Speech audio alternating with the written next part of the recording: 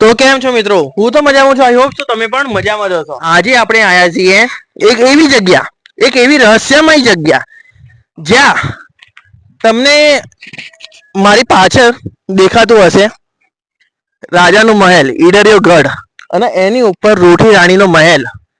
આજે તમને fully explore કરે, ફૂલ્લી તમને બતાવે આની ડિટેલ કે કેટલા વર્ષ જૂનું છે, શું થયું હતું, યુદ્ધ થયું હતું, કોના કોના વચ્ચે થયું હતું, અને અહીંયા તો એક ગુફાના અંદર રહસ્યમય તરીકે પાણી છૂટે છે, એ પણ તમને બતાવશું.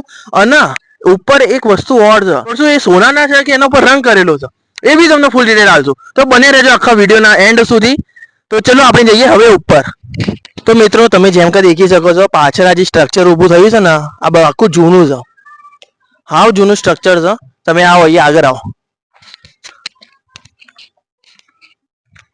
વધારે અંદર નહીં જતા, અને અહીંયાથી દેખીએ છીએ આ જે તમને દેખાય છે આ બધી સીડીઓ દેખો, આ ઉપર ઉપર આખું જૂનું સ્ટ્રક્ચર છે. આ એકલું નહીં, એના સિવાય બીજું પણ છે.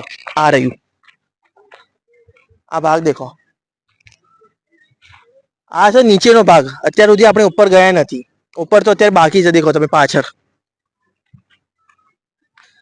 આજે પબ્લિક પણ ઘણી આવી છે. અને દેખો પેલું રાજાનું મહેલ, અને ત્યાં રોટી રાણીનું મહેલ. અત્યારે હવે ઉપર પણ જવાના છીએ.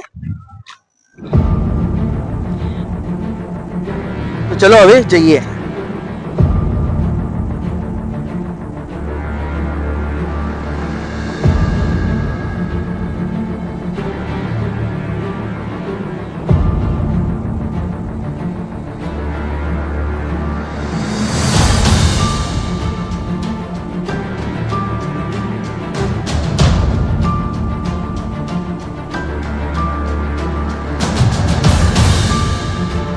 હવે જઈએ અને કાકાને પૂછે કે તમે શું દેખ્યું છે ઉપર?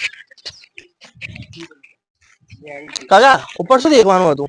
ઉપર કશું નહીં આવે, મેલ છે ખંડેર ખાલી. બસ ખંડેર મેલ છે, એનાથી આગળ કોઈ પાસે એક દરગાહ છે. દરગાહ? હા, દરગાહમાં. અને તો બેઠા આવું ફરવાનું છે ખાલી. અને કોઈ પાણી નીકળે છે નીચેથી કોઈ ગુફામાંથી? ના, એવું તો પેલા પથ્થરનો અવાજ આવે છે, પણ એવું પાણી દેખાતું નથી. પાણી નથી દેખાતું? અવાજ આવે છે અંદર. તો સારું, ઉપર જઈને દેખીએ તો ખરી. કાકા તો જઈને આયા, એમને એમનો એક્સપિરિયન્સ કીધો. ચલો આપણે ઉપર જઈએ.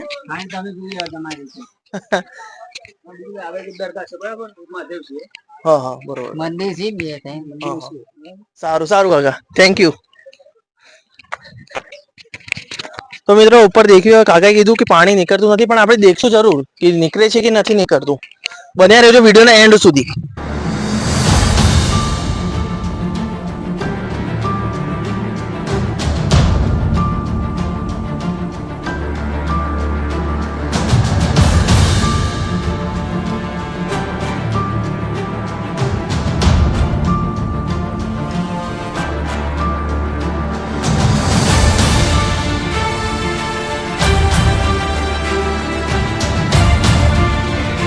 તો મિત્રો આપણે ઈડરના રાજાના મહેલની વાત કરીએ તો ઈસવીસન 1573માં અહીંયાના રાજા રાવ નારાયણ દાસ હતા, અને છેલ્લા રાજા દૌલતસિંહજી હતા, અને એમના ધર્મપત્ની પુંગલિયાણીજી.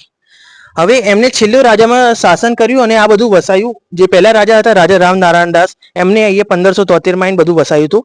અને છેલ્લા રાજા દૌલતસિંહજી હતા, જેમને છેલ્લું આ અહીંયા શાસન કર્યું હતું.